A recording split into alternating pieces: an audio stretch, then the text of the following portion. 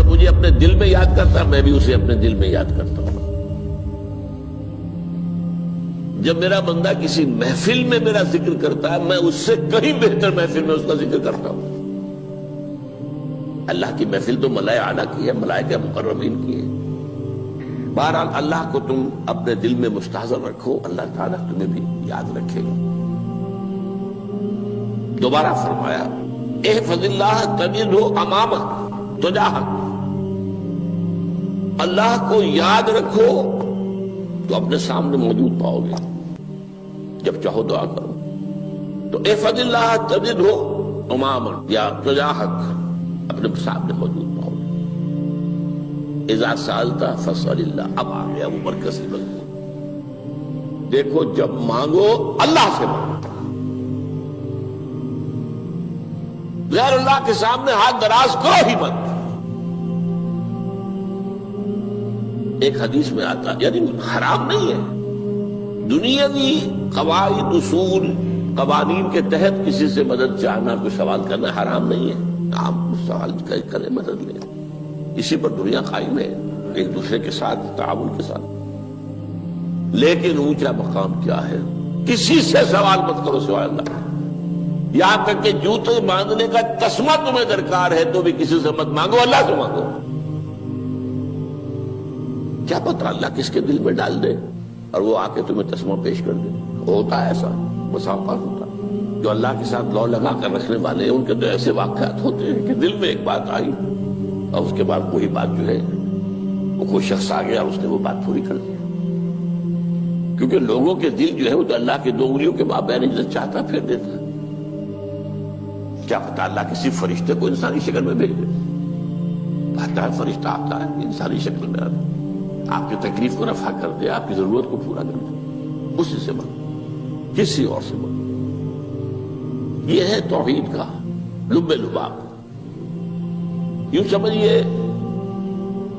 اسلام کی جڑ کیا ہے؟ ایمان. اسلام کا جو خارجی نظام عمل ہے، انفرادی اعمال ہو اجتماعی ہو، ان سب کی روح رواں کیا ہے؟ ایمان. ٹھیک، ایک بات ہو گئی. ایمان کا خلاصہ لب لباب کیا ہے؟ ایمان باللہ. جیسے ایمان بالآخرہ بھی ہے، ایمان بالملائکہ ہے، ایمان بالانبیاء ہے، ایمان بالرسل ہے، ایمان بالکتب ہے، ایمان بالقلب ہے. لیکن اصل ایمان، اسی لیے ایمان مجمل میں آپ کو معلوم ہے کسی اور چیز کا ذکر نہیں. آمنت باللہ کما ہوا باسمائہ وصفاتہ وقبلت جمیع احکامہ اقرار باللسان وتصدیق بالقلب. یہ ایمان مجمل ہے. اجمالی طور پر ایمان اس کا نام ہے. ہاں مفصل تفصیلی طور پر آمنت باللہ وملائکتہ وکتبہ ورسلہ والیوم الآخر والقدر خیرہ وشرہ من اللہ تعالی. تو اسلام کی جڑ ایمان، اور اسلام کا سارا جو نظام عمل ہے، چاہے انفرادی اعمال ہو چاہے اجتماعی، ان سب کی روح رواں ایمان. اور ایمان کا خلاصہ ایمان باللہ. اور ایمان باللہ کا اصل حاصل وہ ہے جو اس حدیث میں آ رہا. اس کے 2 تقاضے: عبادت صرف اسی کی، استعانت صرف اسی سے. اس لیے میں نے سورہ فاتحہ کا تذکرہ شروع میں کیا. یہ عبادت کا جوہر ہے، عبادت کا جو ہے یہ ایمان کا حاصل. عبادت صرف اس کی ہے اور استعانت صرف اس سے. استعانت ہی میں سوال بھی آ گیا، یہ بھی مدد ہے. آپ کسی سے کچھ مدد مالی چاہ رہے ہیں یا کوئی اور مدد چاہتے ہیں، کسی کام میں مدد چاہتے ہیں، جیسے میں نے کہا تھا کہ سفارش کرانا چاہتے ہیں، بھی مدد ہے. وَإِذَا اسْتَعَنْتَ فَاسْتَعِنْ بِاللَّهِ. اور جب مدد مانگو صرف اللہ سے مانگو. اور وہ سارے الفاظ یاد کر لیے: استدعاء، استعانت، استغاثہ. یہ جو غوث اعظم سے استغاثہ کیا جاتا ہے یہ تو شرک ہے. استغاثہ اللہ سے، دعائی اللہ کی. اس اعتبار سے استمداد، استعانت، استدعاء، استغاثہ یہ سب اللہ سے، صرف اللہ سے. عبادت صرف اللہ، ایاک نعبد، اور استعانت صرف اللہ سے. مانگو صرف اللہ سے، جب مدد طلب کرو صرف اللہ سے، اور جان لو اگر تمام لوگ جمع ہو کر تمہیں کوئی فائدہ پہنچانا چاہے نہیں پہنچا سکتے، الا بشیء قد کتب اللہ لک وان اجتمعوا علی ان یضروک بشیء لم یضروک الا بشیء قد کتب اللہ علیک، اگر سب مل کر چاہے تمہیں کوئی نقصان پہنچا دے نہیں پہنچا سکتے مگر وہی کچھ جو اللہ نے تمہارے لیے لکھ دیا۔ اب بتائیے خوف کی جڑ کٹ جائے گی کہ نہیں؟ یہ جو ایمان جو ہے یہ خوف اور حزن دونوں سے نجات دلانے والی بات ہے۔ جو حقیقی مومن ہے وہ اللہ کا ولی ہے، حقیقی مومن وہ اللہ کا ولی ہے، اور الا ان اولیاء اللہ لا خوف علیہم ولا هم يحزنون۔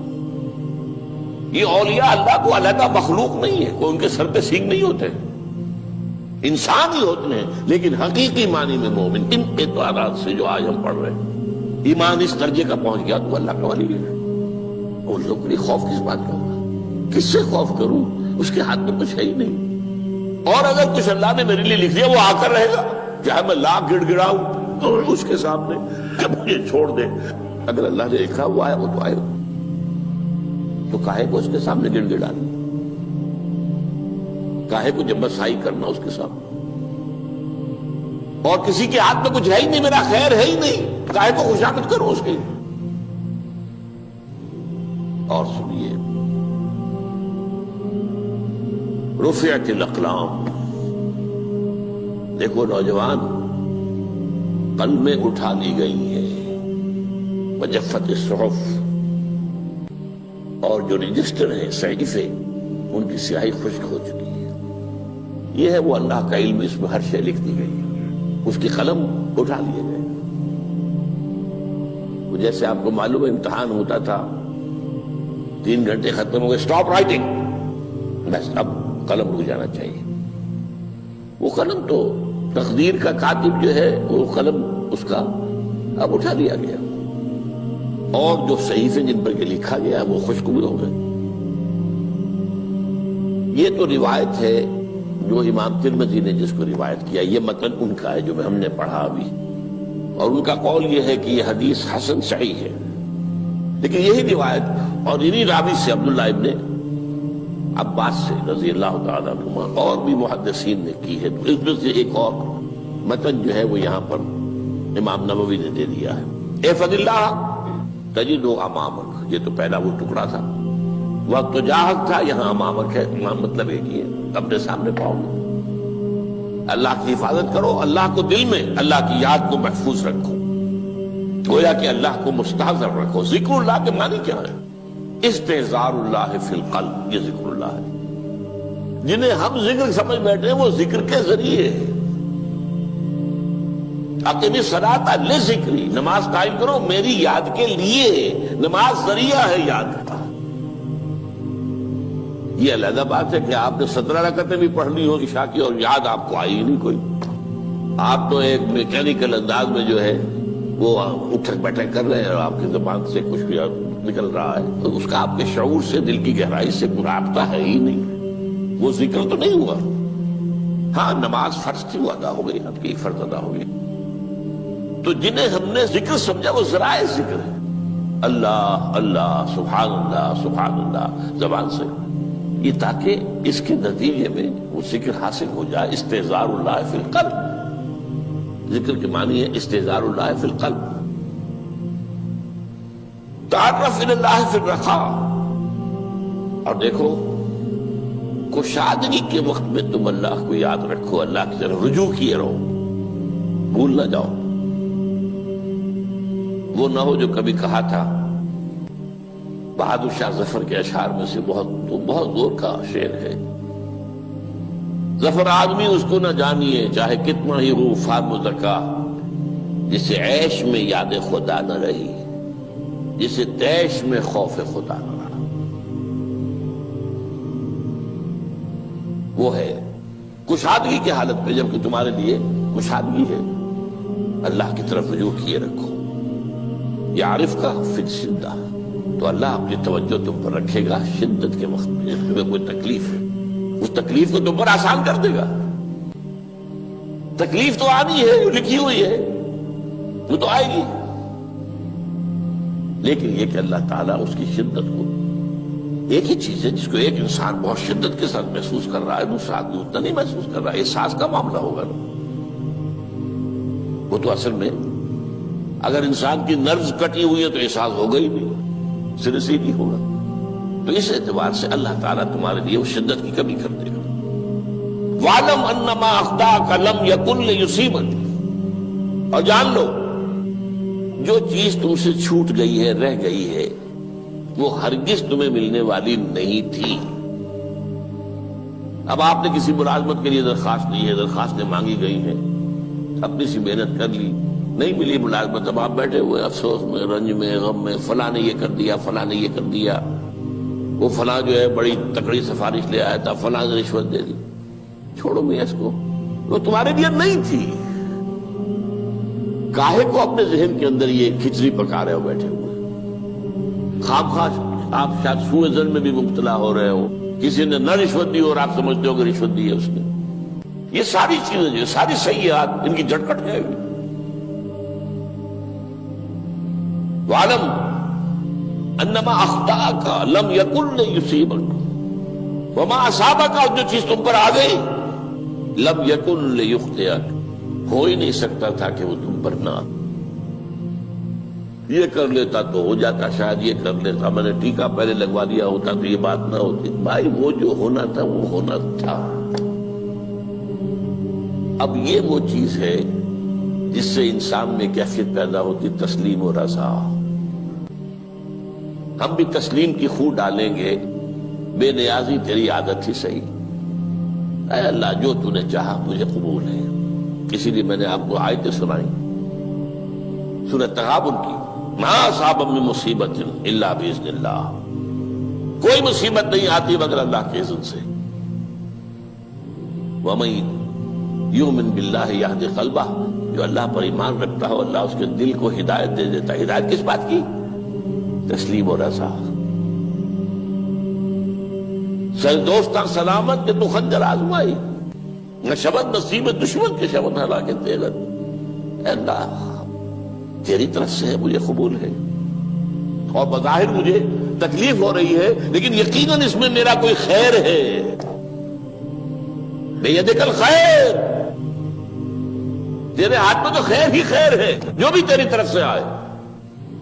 سر تسلیم خم ہے جو مزاج یاد میں آئے۔ اور یہ مضمون جو ہے زیادہ بڑے پیمانے پر سورہ حدید میں آیا ہے۔ ما اصاب من مصیبت فی الارض ولا فی انفسکم الا فی کتاب من قبل ان نبرأها، کوئی مصیبت نہیں آتی نہ تمہاری جانوں میں نہ زمین میں، زمین میں زلزلہ آ جانا، سیلاب آ جانا، کچھ اور زمین کا دھنس جانا، یا یہ ہے کہ تمہاری جانوں میں کوئی بخار ہو گیا، کوئی اور تکلیف ہو گئی، اچانک معلوم ہوا کہ انسان جو کینسر ہے، اور کینسر بھی اب 3rd سٹیج کو پہنچ چکا ہے، لیکن جو بھی آیا ہے وہ اللہ کے علم کی کتاب میں پہلے سے لکھا ہوا ہے۔ فی کتاب من قبل ان نبرأها، یہ کتاب میں درج ہے اس سے پہلے کہ ہم اسے ظاہر کریں۔ اس کا نتیجہ کیا نکلنا چاہیے؟ لیکن لا تاسوا علی ما فاتکم ولا تفرحوا بما آتاکم، افسوس نہ کیا کرو جو تم سے جاتا رہے، چھوٹ جائے، کوئی عزیز فوت ہو گیا، کوئی موقع ہاتھ سے نکل گیا، ارے بھائی میں چوک گیا، بڑا موقع تھا، اب اس پر افسوس کر رہے ہیں؟